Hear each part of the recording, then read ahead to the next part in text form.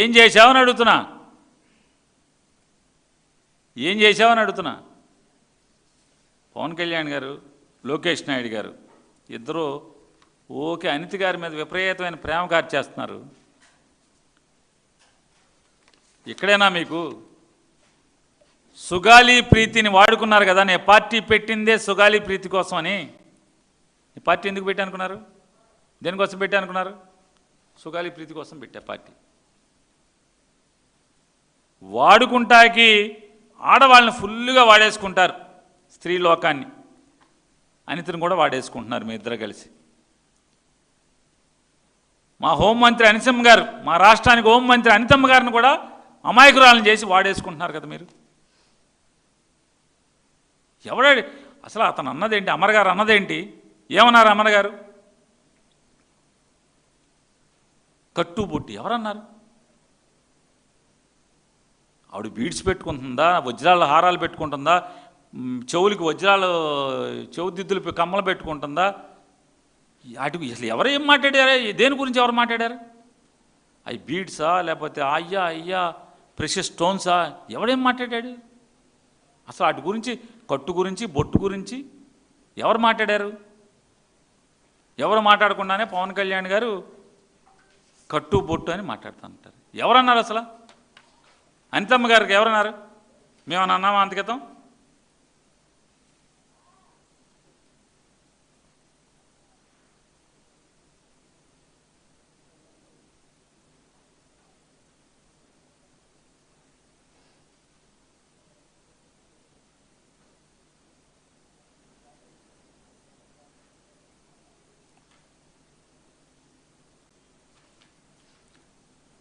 లోకేష్ గారు మీడియాతో మాట్లాడుతూ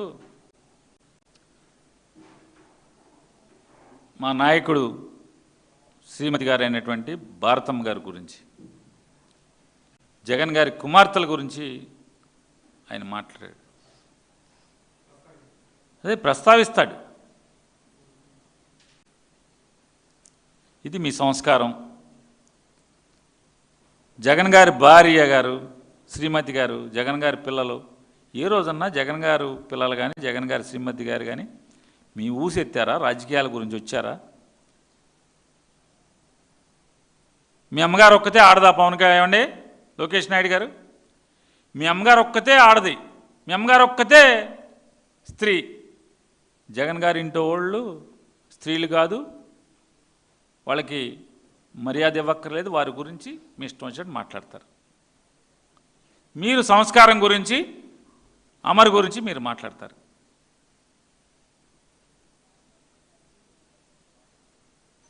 ఏంటి అసలు మీ సంస్కారం ఏ పాటిది అంటున్నా? ఏ పాటిది మీ సంస్కారం? ఏమన్నాడు ఆయన? ఏమన్నాడు అంటున్నా? ఏం తప్పు మాట్లాడాడు? స్త్రీల గురించి ఏం మాట్లాడాడు? ఆవిడని అసభ్యంగా ఈవిడ మాట్లాడినట్టు ఒకసారి ఆవిడ ఏమేమి మాట్లాడారు, ఇంకేమేమి మాట్లాడారు ఉన్నాయా మన దగ్గర? ఇంకేమన్నా అనిత గారు? మొన్న రోజు మీటింగ్ లో ఉన్న ఆ రోజు భారతమ్మ విజయమ్మ గారిని, అది కాదు భారతమ్మ విజయమ్మ కాకుండా ఆవిడ ఏదో టీ పెట్టారంటుంది. అదేం చెప్పండి ఒకసారి స్టార్టింగ్ నుంచి. బంగారు కుటుంబాలను తయారు చేయాలని మార్గదర్శులతో కూడా వెళ్ళి ఆ దళిత కుటుంబాలని తాలూకా విధి విధానాలు ఎలా ఉన్నాయి చూడటానికని వెళ్ళి అదే దళిత కుటుంబం వంటగదిలోకి వెళ్ళి టీ పెట్టి ఆ కుటుంబానికి ఇచ్చి తను కూడా వాళ్ళతో తాగిన నాయకుడు ఎవరైనా ఉన్నారా? నేను ఈరోజు ఛాలెంజ్ చేసి అడుగుతున్నా, అటువంటి నాయకుడు ఎవరైనా ఉన్నారా? నా అదృష్టం ఏంటో చెప్పనా, సార్ పెట్టిన టీ నేను కూడా తాగాను ఆ రోజు నేను కూడా సార్ మీటింగ్లో ఉన్నా. ఆ రోజు నేను అన్నా, సార్ మీరు టీ ఎప్పుడైనా బోనముకి పెట్టించారో లేదో కానీ పెట్టించారో లేదో కానీ ఒక రోజు నేను అన్నా, సార్ మీరు టీ ఎప్పుడైనా బోనముకి పెట్టించారో లేదో కానీ ఒక మా అందరికి పెట్టే నిజంగా మేము నేను అన్నా, సార్ మీరు టీ ఎప్పుడైనా బోనముకి పెట్టించారో లేదో కానీ ఒక మా అందరికి పెట్టే నిజంగా. సార్ మీరు ఎప్పుడన్నా బోనమ్మకి టీ ఇచ్చారా? నిన్న ఆవిడేమన్నా చేయండి, విజయమ్మ గారు భారతమ్మ గారు అందా ఒకసారి వేయండి. మరి వీళ్ళ అమ్మ అని పిలిచిన భారతీరెడ్డి పిలుస్తారమ్మా అందరూను. విజయమ్మ భారతీరెడ్డి గారిని భారతమ్మ, విజయమ్మ గారిని విజయమ్మ అని పిలుస్తారు, భారతీరెడ్డి గారిని భారతమ్మ పిలుస్తారు.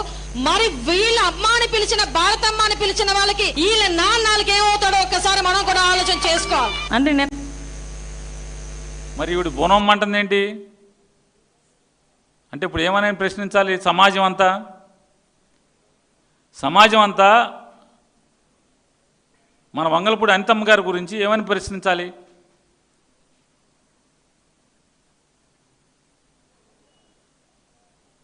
లోకేష్ గారు నోరు ఉంది కదా అని అధికారం మదంతో, లోకేష్ నాయుడు గారు నోరు ఉంది కదా అని అధికారం మదంతో మీరు జగన్ గారి శ్రీమతి గారిని లేకపోతే వాళ్ళ కుమార్తెల్ని వాళ్ళ గురించి వీళ్ళ గురించి మాట్లాడితే ఏమవుతుంది? మీరు చేసినటువంటి లుచ్చా పనికి మీ ఇంట్లో ఆడవాళ్ళని వైసీపీ వాళ్ళు మాట్లాడతారు. జరిగేది అదే కదా. అంటే మీరేమో ఏమైనా మాట్లాడేస్తారు, మీరు మొదలెడతారు. మీకు ఆంధ్రజ్యోతి, ఈనాడు, ఆ జ్యోతి, ఈ జ్యోతి, టీవీ, ఆది పేపర్, ఈ పేపర్, బీఆర్కే, బొయ్యార్కే, అన్ని ఛానల్స్ అన్ని పేపర్లు మీ దగ్గర ఉన్నాయి కాబట్టి ఇక రాసేస్తారు. ఓకే, ఓసీపీ ఇచ్చేస్తారు. అమ్మో అనేసారు. మరి మీరు అనొచ్చా అని అడుగుతున్నాను. ఈ రాష్ట్రానికి యథార్థ ముఖ్యమంత్రిగా వ్యవహరిస్తున్నటువంటి యథార్థ ముఖ్యమంత్రిగా చెప్పుకుంటున్నటువంటి నారా లోకేష్ గారు, మీరు ఈ రకంగా ఒక మాజీ ముఖ్యమంత్రి శ్రీమతి గారి గురించి వారి కుమార్తెల గురించి మీరు ఉటంకించచ్చా అని అడుగుతున్నాను. నీచం కాదా ఇది? రేపొద్దున మీ శ్రీమతి గారి గురించి మీ ఇంట్లో ఆడవాళ్ళ గురించి ఖచ్చితంగా ఏం చేస్తారు? మీరు ఇట్లా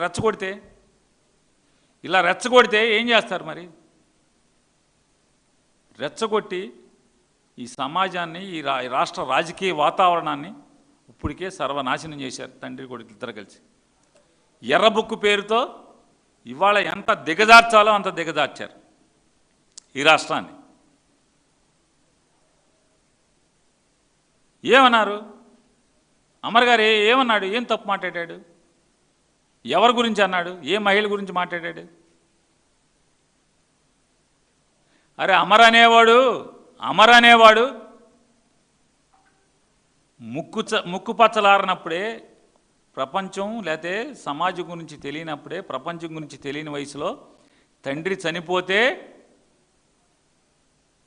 ధీరోదాత్తమైనటువంటి ఒక మహిళచే పెంచబడ్డవాడు.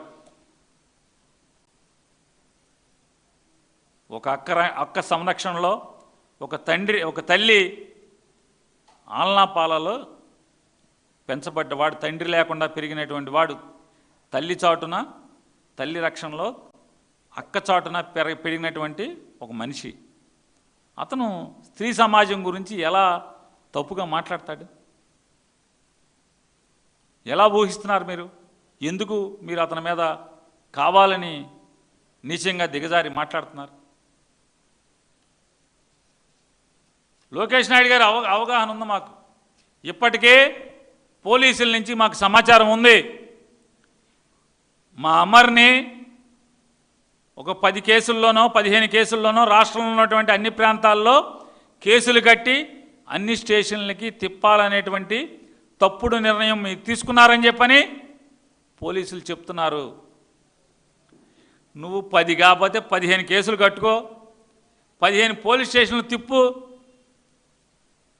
అమర్ అనేవాడిని ఓ పెద్ద నాయకుడిగా తీర్చిదిద్దుతావు తప్పితే, అమర్ అనేవాడిని వైఎస్ఆర్ కాంగ్రెస్ పార్టీలో భవిష్యత్ ప్రభుత్వంలో పెద్ద నాయకుడిని చేయబోతావు తప్పితే అతని రోమం కూడా నువ్వు కదల్చలేవనేది కూడా లోకేష్ నాయుడు గారు గుర్తుపెట్టుకో. నీ ప్రభుత్వం, మీరు కానీ, మీ ప్రభుత్వం కానీ, మీ తండ్రి గారు కానీ అమర్ అనేటువంటి ఒక యువకుణ్ణి, గుడివాడ అమర్నాథ్ అనేటువంటి యువకుణ్ణి కించిత్ కూడా మీరు ఏమీ చేయలేరు.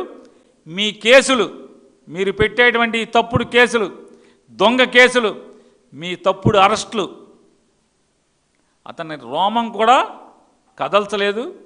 అతను రాజకీయంగా సుస్థిరం అవుతాడు, రాజకీయంగా పెద్దవాడు అవుతాడు తప్పితే అతను ఒక పెద్ద లీడర్ అవుతాడు. అంబటి రాంబాబు గారి ఇంటి మీద దాడి చేశారు, పోలీసుల్ని పడుకోమన్నారు. యథేచ్ఛగా ఆటవికంగా రాంబాబు గారి ఇంటి మీద ధ్వంసం చేసి హత్యాయత్నం చేశారు. ఎమ్మెల్యేలు, మంత్రులు అందరూ కలిసి. ఏమైంది? మా కులానికి ఒక టైగర్ అయ్యాడు. మామూలు అంబటి రాంబాబు కాపు కులం టైగర్ అయ్యాడు. ఈ రాష్ట్రానికి ఒక పెద్ద నాయకుడిగా మీరు ఆయన పెంచారు. రేపు గుడివాడ అమర్నాథ్ను కూడా మీరు ఎన్నో కేసులు పెట్టి, తప్పుడు కేసులు పెట్టి మీరు రాష్ట్రం అంతా తెప్పండి,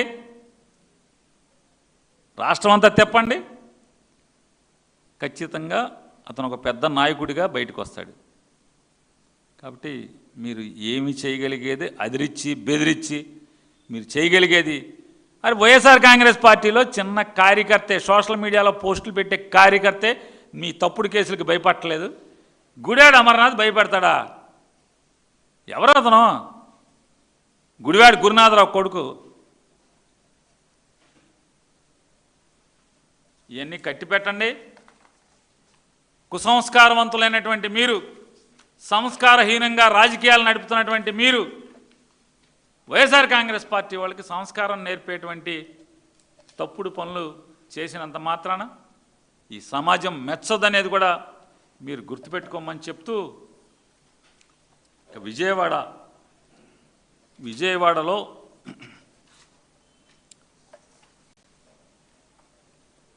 మే 9వ తారీఖున 2026 మే 9వ తారీఖున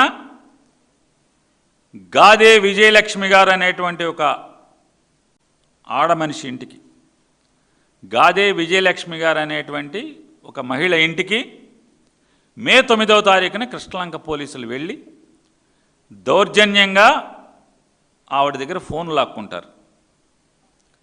ఆవిడ ఫోన్ లాక్కుని ఆవిడ ఫోన్ ఆధారంతో సాయి కృష్ణ అనేటువంటి వాళ్ళ కుమారుణ్ణి ప్రకాశం జిల్లా నుంచో లేదా ప్రస్తుత నెల్లూరు జిల్లా నుంచో ఎత్తుకొస్తారు. సాయంత్రానికి పొద్దున గాదే విజయలక్ష్మి గారి దగ్గర ఫోన్ లాక్కి వెళ్తారు.